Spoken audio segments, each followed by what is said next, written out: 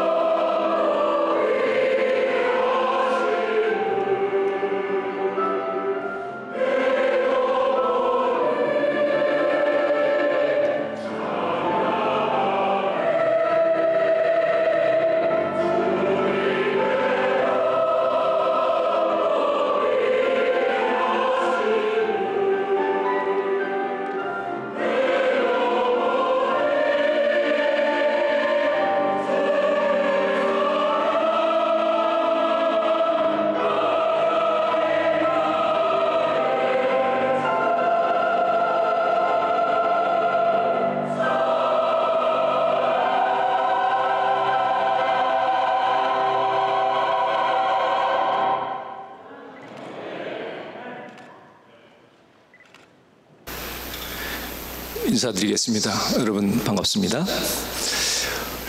한 주일 내내 여러분을 뵈도 참 반갑고 좋았습니다. 어느새 마지막 시간이 되었고 거룩한 안식일이 되었습니다.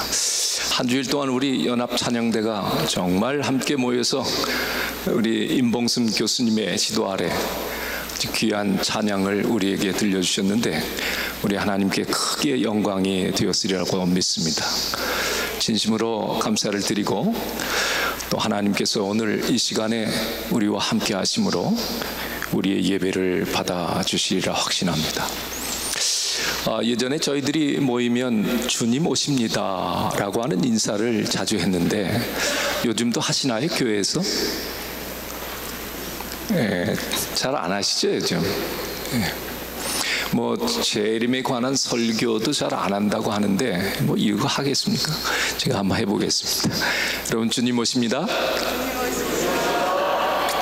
주님 오십니다 하면은 뭐라고 답변을 하셨습니까? 준비합시다 그랬잖아요. 저를 따라하는 게 아니라 제가 주님 오십니다 하면 준비합시다 이렇게 하셔야 돼요. 한번 해볼까요? 여러분, 주님 오십니다. 근데 이게 이제 옛날 첫 번째 버전이고 두 번째 버전이 바뀌었어요. 주님 오십니다 그러면은 얼마 전까지 전도합시다 이걸로 바뀌었어요. 그런데 또 바뀌었습니다. 지금 한국이 어떻게 변하고 있는지를 제가 이걸 단적으로 말씀을 드리는 겁니다. 뭐로 바뀌었을까요? 충청도는 준비됐슈 그런다고 그러는데 그건 아니고 다른 걸로 바뀌었어요. 제가 이 변화를 보면서 우리 한국 재림교회의 신앙이 조금씩 변화되는 어떤 그런 트렌드를 보게 됩니다. 최근에는 뭐라고 그러냐면 사랑합시다 이렇게 합니다. 준비합시다. 어떻게 하는 게 준비하는 거냐? 전도하는 거다.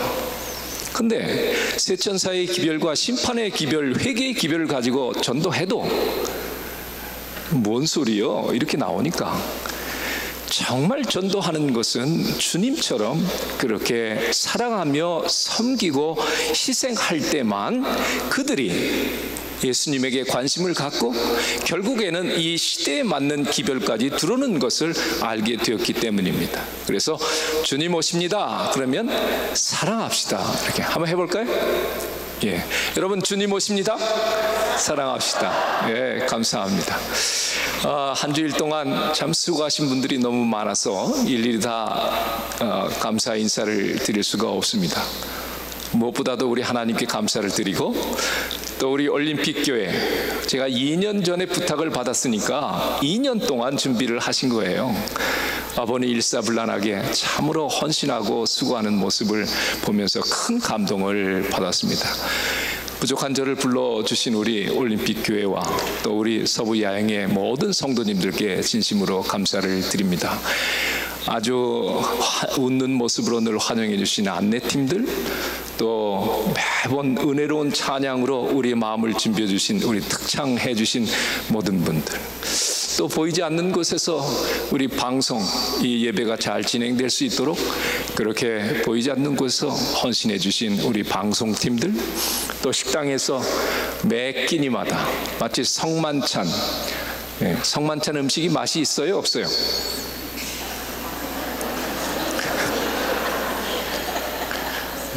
그런데 이 올림픽교회가 준비한 성만찬 음식은 맛이 있어요. 그래서 우리가 교회에서 식사 봉사를 할 때도 이 음식을 먹고 구원받는 자가 많이 나올 수 있도록 주님 함께 하십시오 하면 안식일 식사 준비가 성만찬이 되는 것입니다. 이렇게 준비해 주신 우리 올림픽교회, 또 여러 교회가 협력하셨다고 그러는데 하나님께서 크게 복 내려 주시기를 바랍니다. 근데 무엇보다도 하루 종일 말씀을 듣고 아멘으로 격려하시고 또 돌아가셔서는 기도해 주시고, 이렇게 해서 제가 이번에 아침 저녁으로 시간을 쓰면서 두 주제를 이 설교를 하니까 헷갈려요. 이때 말한 것도 같기도 하고 안 한 것 같기도 하고 그리고 막 정신적으로 상당히 좀 혼란스러웠습니다만은 우리 하나님께서 은혜를 베푸셔서 무사히 마칠 수 있도록 해 주셨습니다. 좀 시간이 좀 일찍 꺼내드리면 좋은데 저에게 맡겨진 시간까지 했으니까 제가 여러분들에게 드리고 싶은 말씀 충분히 드렸다고 생각을 합니다. 하나님께서 그 말씀이 씨앗이 되어서 회복의 열매를 맺게 해 주시기를 간절히 소망합니다. 목도 쉬지 않고 한 2시간 하면 목이 쉬는데 이번에는 목도 쉬지 않고 이렇게 잘 됐습니다.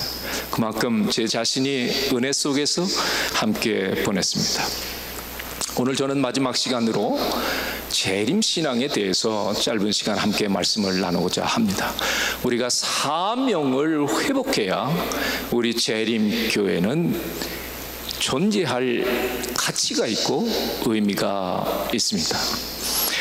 주님께서 여러분들의 헌신과 수고에 마음껏 축복해 주셔서 교회와 가정과 개인의 신앙이 크게 부흥하고 승리하시기를 바랍니다. 요한계시록 10장 9절로 11절의 말씀을 우리는 너무나 잘 압니다. 한마디로 다시 예언하여야 하리라. 우리 재림교회의 역사를 설명드리지 않아도 이 말씀이, 여기서 가장 중요한 말씀은 다시입니다. 다시라는 말씀은 그 전에 한번 예언하는 일이 있었다고 하는 말씀입니다. 그러나 아시는 대로 그 예언, 확신 속에서 예언한 그 운동은 대실망으로 끝나고 말았습니다. 그러나 신실한 하나님의 백성들이 말씀을 부여잡고 갈망하고 주의 도움을 구했을 때에 하나님께서는 그들의 시선을 요한계시록으로 인도하시고 요한계시록 10장에 말씀하신 이 짧은 글 다시 예언하여야 하리라고 하는 이 말씀을 주목하게 하셨습니다. 그리고는 그들은 이 말씀이 곧 자기에게 말씀하신 사명이라고 믿고 이 사명을 위해서 자신의 모든 것을 다 바쳐서 오늘의 재림교회가 있게 하였습니다. 뿌리가 마르고 병들면 나무가 건강할 수 없듯이 우리의 사명과 존재의 이유를 잘 알아야만 건강한 재림신앙을 할 수 있습니다. 오늘 우리에게 다시 예언하여야 하리라고 하는 이 말씀으로 시작된 제7일 안식일 예수 재림교회의 재림신앙을 다시 한번 정립해서 헌신하는 시간 되시기를 간절히 소망합니다. 하나님은 역전의 명수이십니다. 재림을 예언하던 자들이 대실망을 겪었지만 하나님께서 진짜 재림을 열망했던 소수의 사람들에게 다시 예언하라는 기별을 부탁하셨습니다. 그렇게 태동된 재림교회는 지난 150여 년이 넘는 기간 동안에 하나님의 능력으로 대역전을 이루었습니다. 강하고 전진하는 교회로 세계에 우뚝 섰습니다. 여러분, 재림교회는 다시 오겠다고 하는 약속을 믿고 죽음을 불사하며 오직 다시 오실 주님만을 사모하여 세상의 영광을 배설물처럼 여겨 내던졌던 초대교회의 뿌리를 두은 교회입니다. 우리 교회는 온 세상이 다시 오실 주님의 약속을 조롱하고 기롱하고 온갖 이설에 빠져 재림을 잊고 있는 바로 이때에 유일하게 곧 다시 오실 주님의 약속을 기치로 휘날리면서 재림 기별을 온 세상에 전파하는 유일한 교회입니다. 제가 재림교회를 다니기 시작한 1961년도에는 재림교회의 세계적인 교세가 100만 명을 약간 넘었었습니다. 근데 보시는 대로 2017년을 기점으로 2천만 명이 넘게 되었습니다. 현재의 성장이 계속된다면, 그리고 세상이 그때까지 지속된다면 2020년도에는 2,500만, 2025년도에는 2030년까지는 4천만에 달하게 될 것입니다. 신도수가 100명 정도밖에 안 되던 1848년에 비하면 여러분 얼마나 대단한 변화입니까? 재림신앙이 언젠가는 온 지구를 휩싸는 빗줄기 같이 될 것이라고 하는 엘렌 화이트의 세계 선교에 관한 환상은 그들에게 당시에 황당무계한 넌센스로 들렸을 것입니다. 만일 그때 누군가가 재림 신도가 2천만에 달할 것이라고 말했다면 아마 모두 실소를 금할 수 없었을 것입니다. 그러나 주께서는 한 가련한 여인에게 이제 세계에 다시 예언하라고 하는 깃발을 붙들고 전진하는 그 여인과 소수의 사람에게 다음과 같은 비전을 보여주셨습니다. 마침내 온 세상이 그들의 광명으로 환하게 될 때까지 계속되었고 될 것이다. 우리는 지금 불가능한 일처럼 보였던 것들이 이루어졌음을 보고 있습니다. 소수였던 사람들, 가난하고 무력했던 사람들이 오늘날 제7일 안식일 예수 재림교회 세계 선교에 앞장서는 교회로 이렇게 변모한 모습의 기초가 되었습니다. 역사상 어떤 개신교 단체보다 많은 나라에 선교하며 수백억 달러의 자산과 첨단 수단을 활용해서 전도하고 있습니다. 교회의 초기에는 만사가 다 간단했습니다. 그들은 모두 한 가지 언어를 사용했고 인종이 하나였고 모두 미국 동북부의 비교적 제한된 지역에 살았고 가치관과 기대가 같은 문화적 배경에서 자란 사람들이었습니다. 2017년도에 그러나 재림 신도들은 그와는 너무나 다릅니다.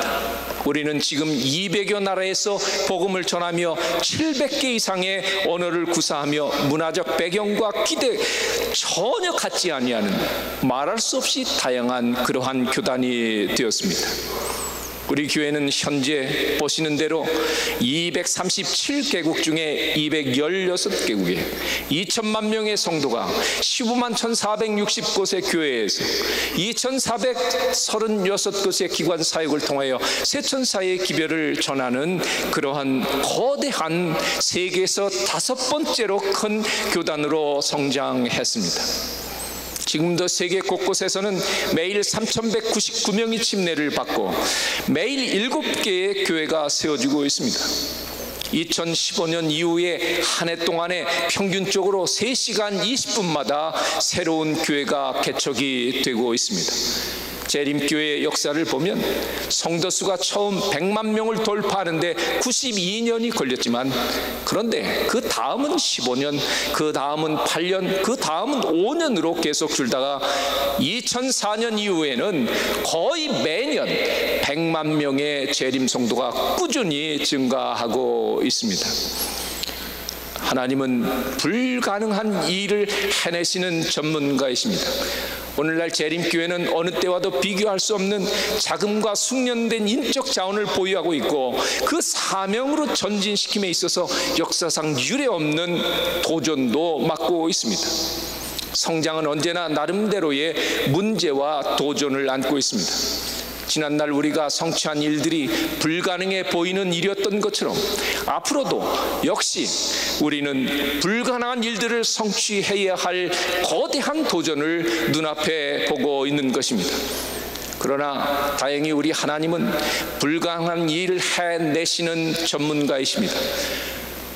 좋은지 나쁜지 모르지만 아무튼 하나님은 당신의 사업을 마치기 위해서 아주 실수가 많은 인간들을 도구로 쓰시기로 선택하셨고 우리는 현재 직면하고 있는 수많은 도전들을 바라보면서도 과연 이 일이 가능할까라는 의구심을 갖고 있으면서도 우리가 결코 절망하거나 낙담할 필요가 없는 이유는 바로 그 전문가, 불가능한 일을 가능케 하시는 그 전문가가 지금도 여전히 살아계셔서 우리를 이끌고 계시기 때문입니다. 우리가 두려워할 것은 아무것도 없다고 했습니다. 그저 과거에 우리를 어떻게 인도하셨는지를 잊는 것과 또 우리 앞에 있는 이 위대한 도전을 방해하기 위해서 마귀는 잠도 자니 아니하고 최대의 전략을 가지고 우리를 넘어뜨리려고 하는데 재림교회가 그것을 과소평가만 하지 않는다면 우리는 결코 두려워할 이유가 없다고 하는 것입니다. 조지 나시 대총회에서 내가 만약 마귀라면 이라는 제목으로 설교할 때에 내가 만약 마귀라면 교회를 무력화시키기 위해 다음과 같은 14가지 전략을 구사할 것이라고 소개하면서 그 중에서 그가 첫 번째로 언급한 전략은 바로 이것이었습니다. 내가 마귀라면 사명을 이루지 못하도록 방해할 것이다. 만일 내가 막이라면 하나님의 교회가 현재를 출발해서 미래로 움직여 나갈 때 하나님의 구원의 계획 중에 인적 요소를 공격하는 일에 나의 모든 에너지를 사용할 것이다. 만일 내가 막이라면 나는 신중하게 계획을 세울 것이다.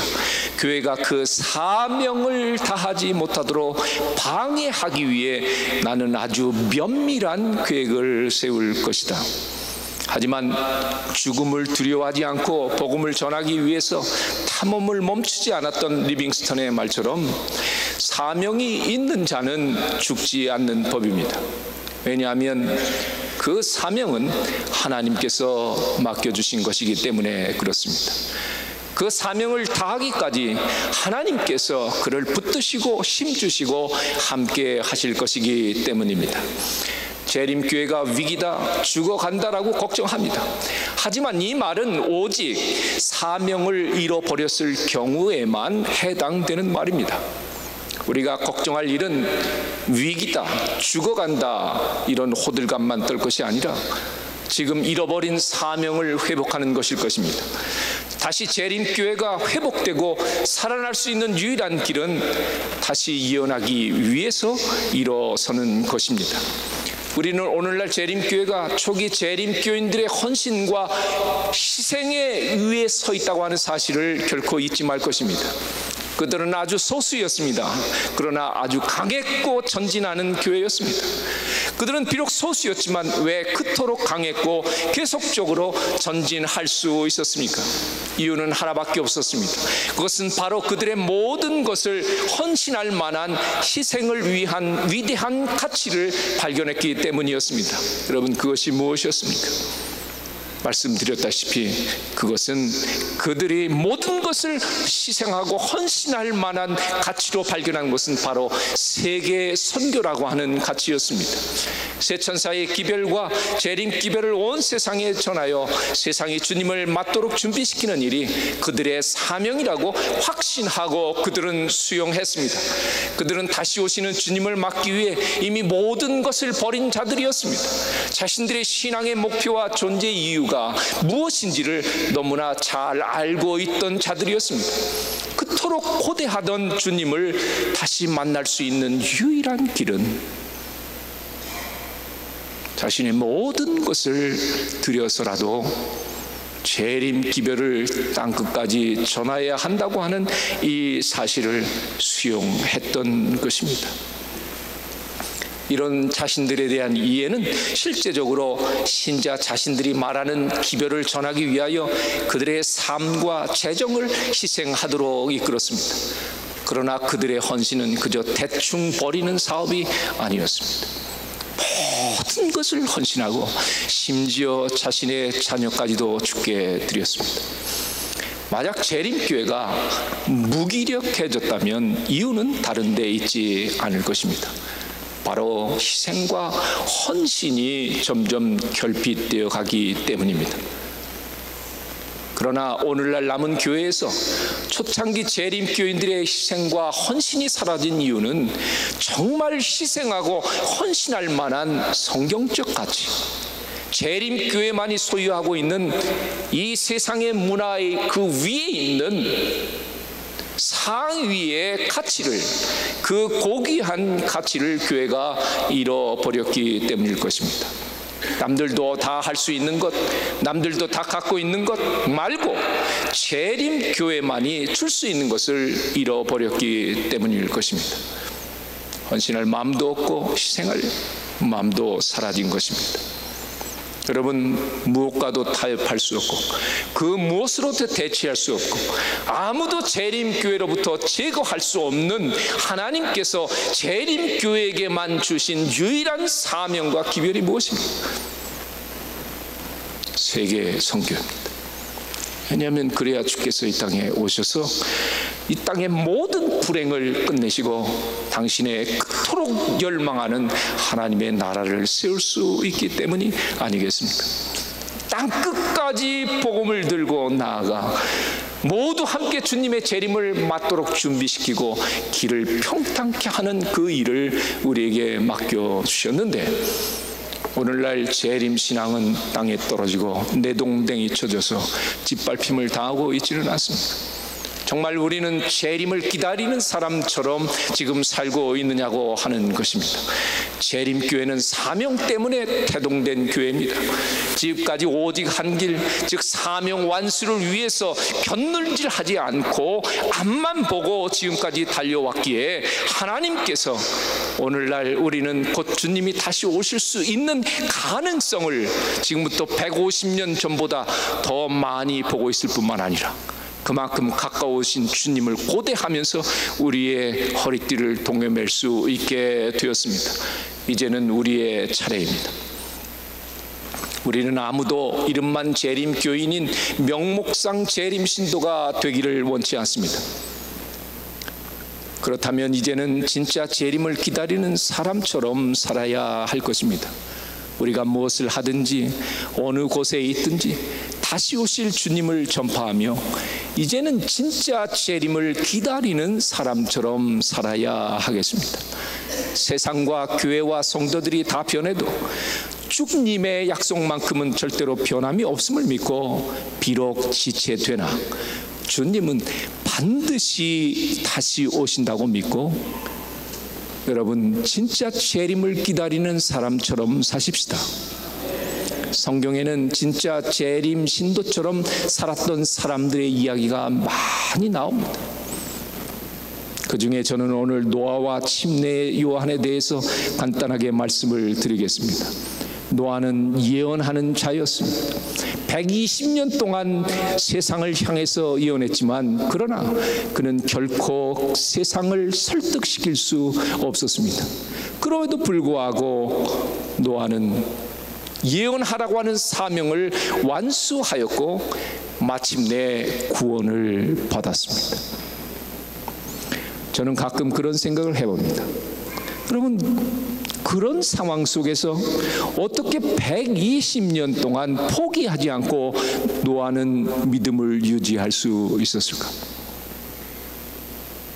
제가 첫날 여러분들에게 한 수영하는 사람의 이야기를 해드렸습니다.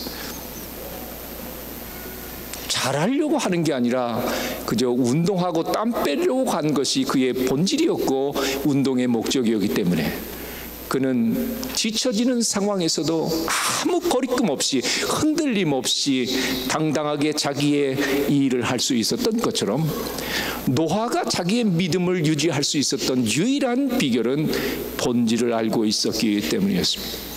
하나님께서 자신에게 맡겨준 사명의 본질이 무엇인지를 알고 있었기 때문에 그는 결코 흔들림이 없었습니다.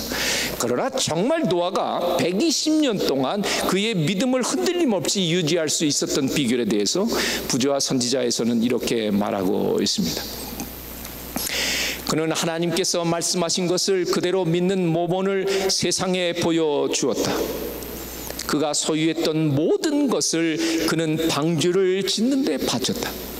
120년간 그의 엄숙한 음성이 인간의 지혜로 판단해 볼 때 불가능한 사건들에 관하여 저 세대의 사람들의 귀를 울리고 있는 동안에 120년 동안 외쳐진 목소리뿐만 아니라 그들의 귀에 들려진 망치 소리조차도 하나님과 연결이 되어서 그를 무한하신 능력 안에서 매일매일 강하게 만들었다. 우리는 여기서 세 가지 원리를 배울 수 있게 됩니다. 첫 번째는 자신의 믿는 바에 전체를 투자하십시오. 99% 안 되는 것입니다. 100%를 헌신해야 합니다. 그래야만 우리의 믿음을 유지할 수가 있어요. 주님 오신다고 했는데 안 오시잖아요. 기롱하고 조롱하고 지친 재림 성도들이 어떻게 재림 신앙을 유지할 수 있겠습니까? 재림을 기다리는 자가 재림 성도이니 재림을 기다리는 자답게 사는 첫 번째 100% 전체를 여러분과 동의한다면 가족과 자녀와 재산과 모든 것을 다 헌신하시게 되기를 바랍니다. 여러분이 하나님을 믿으신다면 영생을 믿으신다면, 하늘에 우리를 위해서 새 마실 때에 상급이 준비되어 있다는 사실을 믿으신다면 전체를 투자하시게 되기를 바랍니다. 다른 방법이 없습니다. 두 번째, 자신의 믿는 바를 행하시게 되기를 바랍니다. 세 번째, 자신의 믿는 바를 전하여야 합니다. 전하고 행하고 전체를 투자하셔야 합니다. 노아는 그랬습니다. 능력 있는 하나님의 손길이 그를 붙들어 주었습니다. 다시 예언하기 위해 세상으로 향한 노아의 후예인 재림교회는 분명히 성경에 예언된 대로 조롱거리가 될 것입니다. 하지만 그럼에도 불구하고 우리는 사명을 위해 헌신하고 전하고 재림을 기다리는 사람처럼 살아야 합니다. 영감의 선지자는 초림하시는 주님의 길을 예비했던 침례 요한을 재림 신도의 예표로 보았습니다. 침례 요한은 엘리야의 심령과 능력을 갖고 나아가 주님의 길을 예비하고 정의로운 자의 지혜를 향해 백성들을 돌이켰다. 그는 그리스도의 두 번째 나타나심을 위해 길을 예비하고자 백성들 앞에 제시해야 할 신성한 진리를 하나님께로부터 위임받은 이 말세에 살고 있는 제7일 안식일 예수 재림교회를 대표했다. 여러분 믿으십니까? 침례 요한이 어떻게 살았습니까? 오늘날 하나님께서 임명하신 사자들, 다시 예언하기 위해서 일어선 사자들이 엘리야와 침례 요한의 심령과 능력으로 심판받아야 할 세계를 향하여 그들의 주의를 은혜의 시기의 끝과 만왕의 왕이요 만주의 주로서 예수 그리스도의 나타나심과 관련해서 곧 일어날 엄숙한 사건들에 귀 기울이도록 호소하고 있다. 화이선지자는 그들을 보았습니다. 저와 여러분을 미리 본 것입니다. 침례 요한의 기별은 아주 단순했습니다. 그때 침례 요한이 이르러 유대 광야에서 전파하여 가로되 회개하라 천국이 가까웠느니라 하였으니. 그러나 여러분, 왜 오늘날 우리가 전하는 회개의 외침에 능력이 없고 회개하라고 담대히 외치지 못합니까? 이유는 오직 하나입니다. 자신이 천국을 기다리는 사람처럼 살고 있지 않기 때문에 남에게 말을 못하는 것입니다. 만약 교회에서 목사님께서 여러분들을 향하여 회개하라고 하는 아픈 기별, 강력한 기별을 외칠 때에 하나님께서 그 목사의 죄를 정결케 하시고 그를 세우셔서 그럼에도 불구하고 하나님의 사람으로 세우셨음을 믿고 주님의 십자가 앞에서 굴복하시게 되기를 간절히 소망합니다. 친애하는 우리 목사님들이시오, 우리의 가치와 우리의 부족함과 더러움은 하나님 앞에서 언제나 예수의 그리스도의 보혈로만 깨끗함을 받을 수가 있음을 우리는 압니다. 담대하게 주의 보혈로 정결케 함을 입고 단에서 회개의 기별을 외치시게 되기를 바랍니다. 회개의 기별을 듣지 못해요. 위로받고 돌아가서 다시 죄된 구덩이에 빠져서 한 주일 동안 주님을 부인하고 거절하고 타협하며 살다가 다시 돌아오면 또 위로해 주십니다. 한 번의 기회를 갖지 못해요. 내가 지금 어디에 서 있는지, 어디로 가고 있는지 그들은 경고를 받지 못합니다. 아프더라도 너나 잘했어요 라는 말을 들어도 우리는 기별을 외쳐야 합니다. 담대하게 외치시게 되기를 간절히 바랍니다. 결심만 해서는 안 되는 것입니다.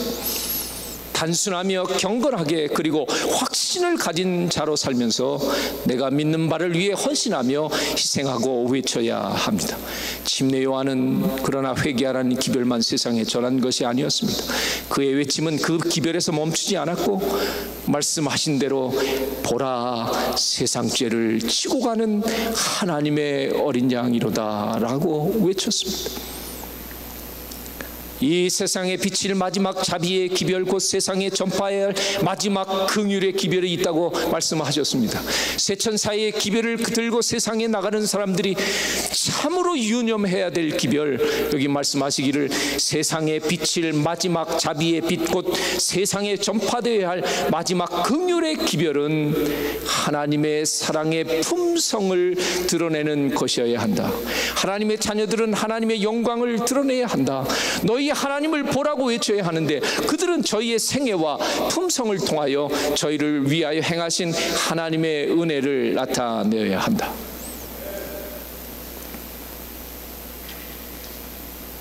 오직 예수 그리스도의 영께서만 우리를 회개로 인도하실 수 있습니다. 어린 양 되시는 예수 그리스도를 높이시게 되길 바랍니다. 십자가를 단에서 높이시게 되기를 바랍니다. 날마다 무릎 꿇고 십자가 앞에 굴복하시게 되기를 바랍니다. 침례 요한의 사명이 우리에게 맡겨져 있습니다. 어느 날 저는 침례 요한의 운명을 묵상하다가 만약 침례 요한이 재림 신도의 예표라면 그의 운명 또한 우리의 숙명이겠구나라는 생각을 하게 되었습니다. 여러분, 그의 표가 그의 운명이 되었습니다. 이것은 재림 성도의 표도 되어야 합니다. 그는 흥하여야 하겠고 나는 쇠하여야 하리라. 여러분, 세상으로부터 조롱을 받고 있습니까?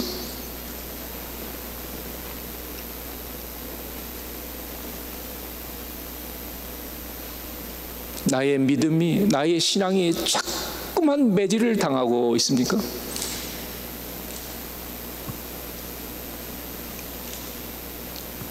나는 끝까지 쇠하여져야 합니다. 침례 요한이 감옥에서 마치 소망 없이 단두대에 이슬로 사라졌던 것처럼 어쩌면 우리의 마지막 세천사의 기별을 절하는 재림 신앙의 종착점은 그곳이 될 수도 있을 것입니다. 이것이 우리 앞에 놓여 있는 길이에요.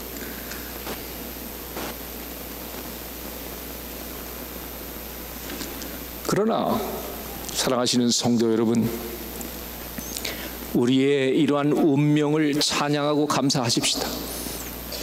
왜냐하면 이것이 끝이 아니기 때문에 그렇습니다.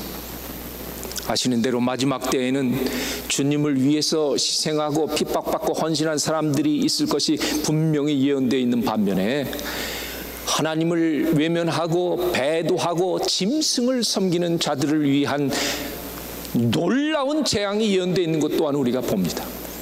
이 세상의 부류들은 하나님 편에 서 있든지 짐승 편에 서 있든지 고난을 당하게 될 것입니다. 이것이 마지막 이 지구의 운명이기 때문에 그렇습니다. 어느 편에 서 있든지 우리는 피할 수 없는 고난을 당하게 될 것입니다. 그러나 최후의 운명은 완전히 달라집니다. 어차피 고난 가운데서 이왕이면 영생이 보자는데 하늘의 상급을 약속하신 하나님 편에 서시게 되기를 간절히 소망합니다. 날마다 우리의 표가 나는 쇠해야 하리라. 그러나 그것이 쇠하는 것이 아니라 흥하는 영생에 이르는 지름길임을 볼 줄 알아야 하겠습니다. 화이시 어느 날 한 그림을 보게 되었습니다. 그 그림은 황소 한 마리가 밭이랑과 제단 사이에 서 있는 그림이었고 어느 한편을 위해서 준비하라는 굴기를 통해서 이 그림이 무엇을 의미하는지를 그가 알 수 있었습니다. 세계 선교를 위해 자원하는 선교사들의 마음을 준비시키는 그림이었습니다. 후에 화이트는 그 그림을 통해 받은 깊은 인상을 다음과 같이 묘사했습니다. 나는 어느 한편을 위하여 준비하라는 글귀와 함께 바디랑과 제단 사이에 서 있는 황소를 그린 도안을 보았다. 그 황소는 땀을 흘리며 밭을 갈든지 희생제사의 제단 위에서 피를 흘리든지 둘 중 한 길을 택해야 한다. 이것이 하나님의 자녀가 언제나 간직해야 할 태도, 곧 자기를 부인하고 진리의 사업을 위하여 희생하도록 의무가 요구되는 곳으로 자원해서 가는 태도이다. 그리스도 교회는 희생의 원칙 위에 세워졌다. 그리스도께서는 아무든지 나를 따라오려거든 자기를 부인하고 날마다 제 십자가를 지고 나를 쫓을 것이냐고 말씀하신다. 그분은 온 마음과 온 애정을 요구하신다. 침례 요한과 똑같은 사명을 부여받고 헌신한 엘렌 화이트는 어느 날 한 편지를 통해서 다음과 같이 자신의 신앙을 고백했습니다. 한 부부에게 보낸 편지 중에서 1851년 12월 22일에 그는 다음과 같이 편지했습니다. 저는 잠시 시간을 내어 여러분에게 편지를 보냅니다. 한동안 제 건강이 안 좋았지만 오늘은 훨씬 좋아졌답니다. 때로 제임스와 저는 거의 탈진한 느낌이 듭니다. 우리는 밤 11시나 12시 전에 잠든 적이 없습니다. 게으름을 피울 시간이 없어요. 매일 하나님께 힘을 얻지 못한다면 우리는 쓰러져 버릴 거예요. 우리를 애처롭게 여기시는 다정한 대제사장, 우리의 연약함을 모른 채 앉는 그분이 계시기에 주님께 찬양을 드립니다. 우리는 이 땅에서 쉼을 기대하지 않아요. 전혀 기대하지 않아요. 하늘에 이르는 길은 십자가를 지고 가는 길이지요. 그 길은 곱고 좁지만 우리는 유쾌하게 전진할 거예요. 영광의 왕께서 우리보다 먼저 이 길을 지나가셨다는 걸 알고 있어요. 기bil이 험하다고 불평하지도 않고 예수님의 온순한 제자가 되어 그분의 발자취를 따를 거예요. 우리는 시련을 당한다고 불평하지 않아요.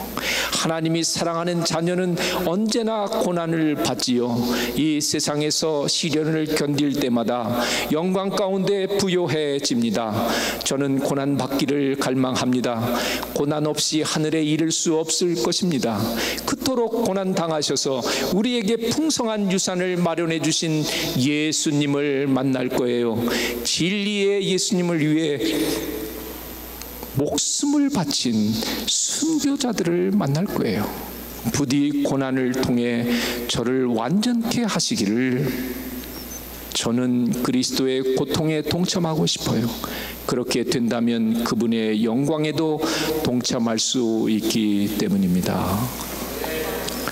이것이 성도들을 위하여 하늘에 준비된 상급과 앞으로 있을 세상의 기쁨도 미리 맛본 엘렌 화이트의 신앙 고백입니다. 그녀는 편지 말미에 다음과 같이 말합니다. 저의 생명이 하나님 안에서 그리스도와 함께 감추어져 있다는 걸 알고 있어요. 휘장이 거쳤고 저는 성도들을 위해 준비된 풍성한 상급을 보았어요. 앞으로 이를 세상의 기쁨도 맛보았지요. 그래서 저는 이 세상의 매력을 잃었어요. 놀라운 주님, 마음 깊이 사모하는 그분을 저는 꼭 만나고 싶답니다. 그러면서 호소합니다. 믿음을 지닙시다. 하나님을 생생하게 믿으세요. 저울에 달려 부족함이 드러나지 않도록 예비합시다. 용기를 내세요. 어떤 일이 생겨도 쓰러지거나 낙심하지 마세요. 본향에 거의 다 왔다는 사실을 잊지 마세요. 여러분, 구원받아서 재림 성도로 산다는 것은 얼마나 놀라운 일입니까? 그러나 결코 쉬운 길은 아닙니다. 왜냐하면 진리는 세상과 모순됨 때문에 그렇습니다. 진리의 길은 비록 승리의 길이지만 반드시 희생이 따르는 길입니다. 세상으로부터 미움과 고난을 당하는 험난한 길입니다. 그러나 어떠한 경우에도 낙망하지 않고 끝까지 전적으로 살아계신 하나님을 신뢰하면 반드시 영광의 면류관을 쓰게 될 것입니다. 여러분, 우리는 다시 오실 주님의 길을 예비하는 자로 부름을 받았습니다. 다시 예언하기 위하여 우리는 열망하여 가는 저 불구덩이 속으로 달려가면서 바벨론에서 나오라고, 바벨론으로부터 도망하러 외쳐야 하는 엄숙한 사명을 부여받은 자들입니다. 제가 미국 뉴욕의 9.11 기념관에 갔었습니다. 많은 사진들과 유품들과 많은 전시물들이 있었는데 한 곳에서 제가 이 사진을 보았습니다. 많은 사람들이 살기 위해 밑으로 내려갈 때 한 소방관은 거꾸로 올라오고 있는 모습입니다. 저는 이 사진을 보면서 내가 저들보다 나은 점이 무엇이나,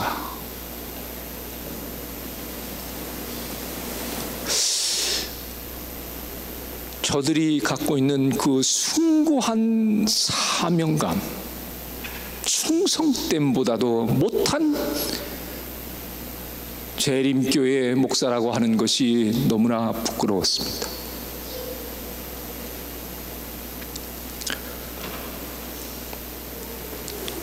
여러분, 재림 성도가 누구입니까? 성경은 바벨론이 무너지고 있다, 무너졌다, 살기 위해서 거기서 나오라고 외치면서 무너져가는 세상으로 살리기 위해 그 속으로 뛰어 들어가는 자들을 재림 성도로 말하고 있습니다. 이 시간 우리의 마음속에 성령께서 역사해 주시기를 바랍니다. 다시 예언하기 위해서 우리의 발길을 세상으로 돌리시게 되기를 바랍니다. 살아계신 하나님을 마음에 모시고 그분과 함께 세상을 섬기고 구원하기 위해서 나가시게 되기를 간절히 소망합니다. 다시 예언하는 길, 이 사명을 회복하는 길만이 저와 여러분, 이 교회가 다시 살 수 있는 유일한 길입니다.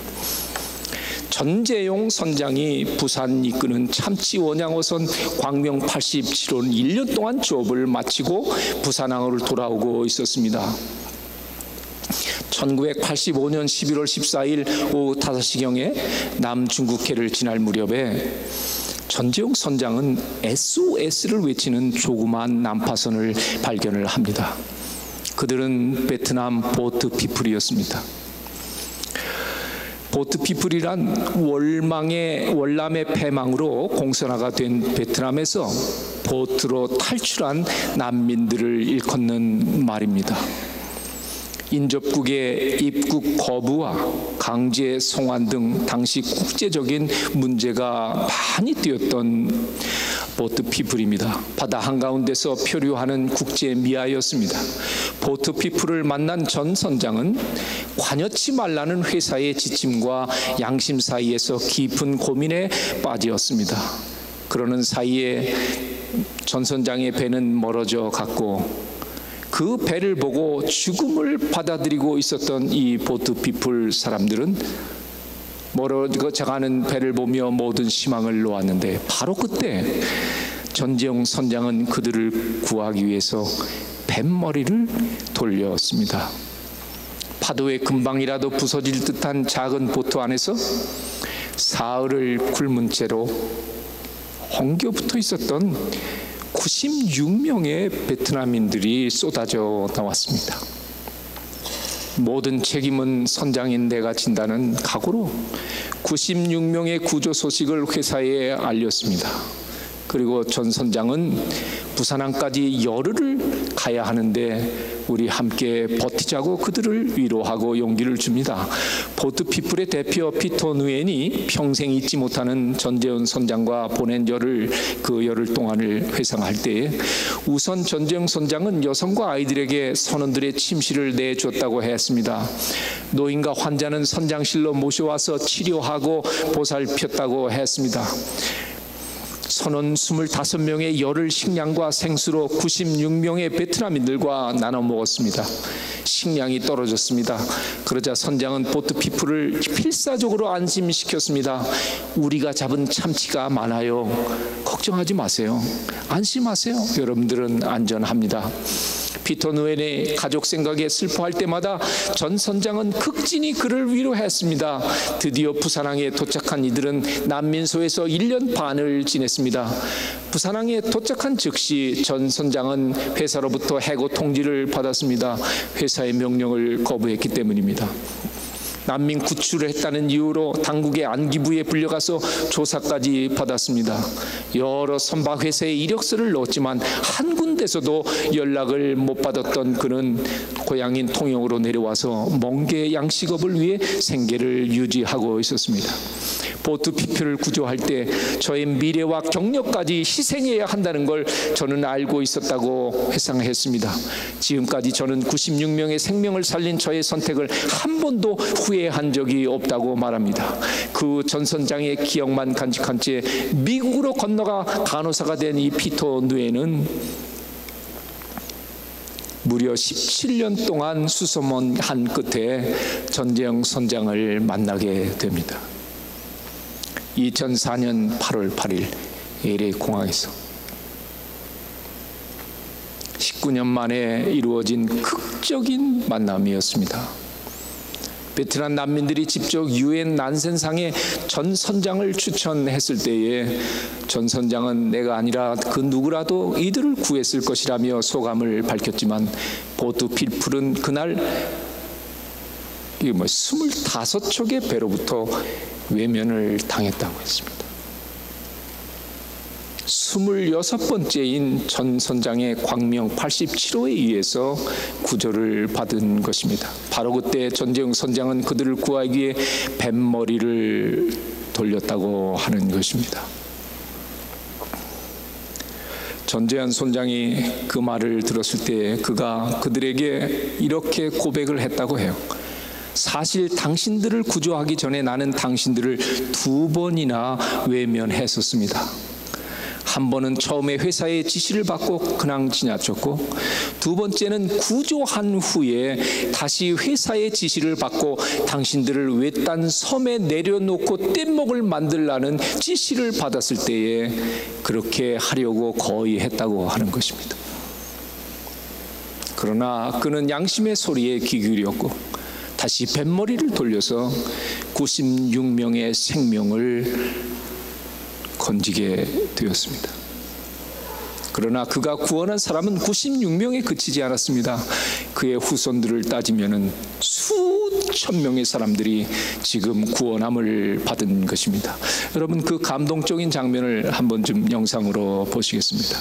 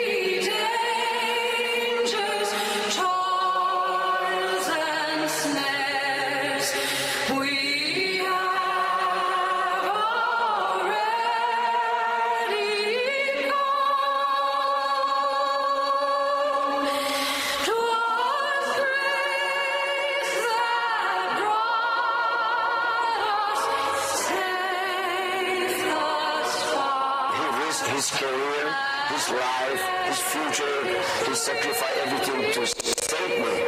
Otherwise, I not have everything like today. So I just like to return my gratitude to whoever helped me like Captain Young.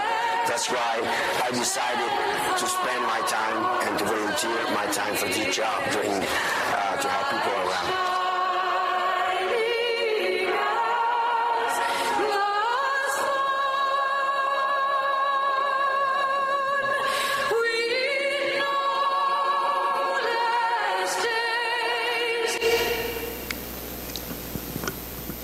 이제 마칠 시간입니다. 저는 이 시간 여러분께 호소합니다. 괜찮으시다면 그 자리에서 다 좀 일어나 주시겠습니까?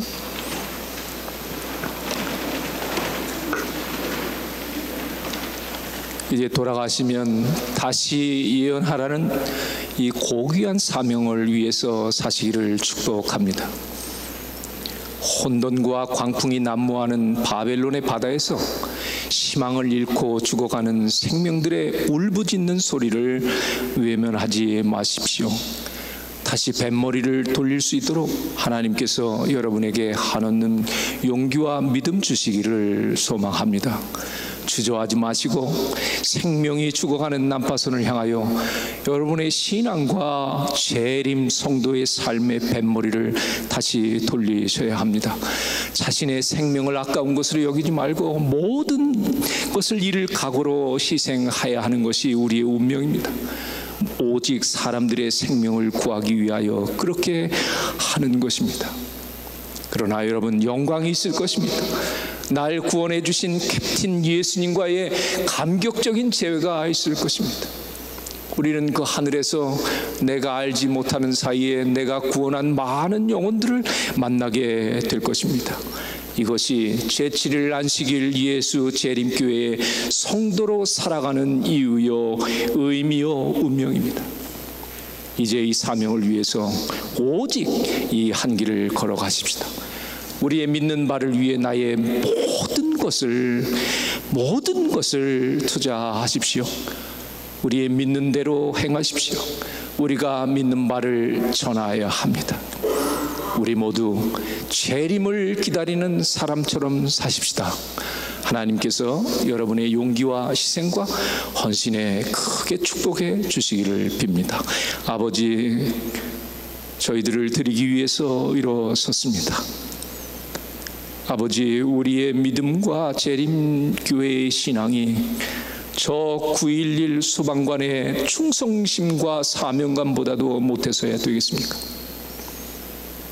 배의 선장만큼도 되지 못해서야 되겠습니까? 아버지 하나님, 저희의 부끄러운 과거를 주의 앞에 내려놓사오니 사하여 주시고 이제 용기를 주셔서 우리 주님 안에서 주님의 능력을 의지하여 전진할 때에 영혼들을 구원하게 하여 주시옵소서. 살아계신 예수 그리스도로 변화되게 하셔서 예수 사람으로 오직 예수, 항상 예수, 끝까지 예수, 영원히 예수의 사람이 되도록 복을 내려 주시옵소서. 이제는 하나님의 무한하신 사랑과 예수님의 은혜와 성령님의 교통하심이 머리 숙인 우리 모든 서부지역 교회의 성도님들과 미주 전역의 주의 사랑하는 성도들을 위해 영원토록 함께 하시옵기를 예수님의 이름으로 간절히 축원하옵나이다. 아멘.